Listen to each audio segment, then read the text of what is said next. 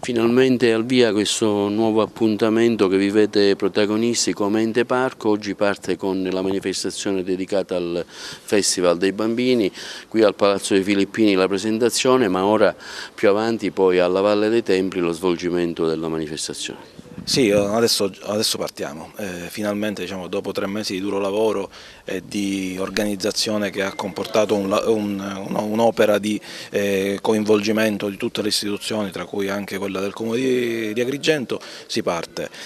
Stamattina riceviamo i gruppi dei ragazzi, dei bambini, nel Festival internazionale dei bambini. Saranno 5 gruppi che riceviamo, che sono 5 gruppi che provengono dalla Polonia, dalla Bulgaria, dall'Ucraina, dall'Indonesia e dalla Turchia, che ci faranno delle proposte di patrimonio immateriale UNESCO rivisitato dai bambini, e questo è il nostro inizio. Noi cerchiamo di iniziare per bene, e quindi vediamo oggi una nuova edizione del Mandorlo in Fiore, con una nuova visione che è più tagliata sulla cultura.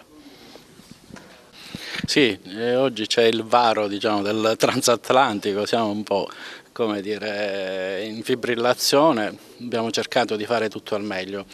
Avete avuto modo di vedere già la città imbandierata, quindi c'è oggettivamente già aria di festa. La Kermesse parte come da tradizione con i bambini del mondo, che quest'anno avranno anche loro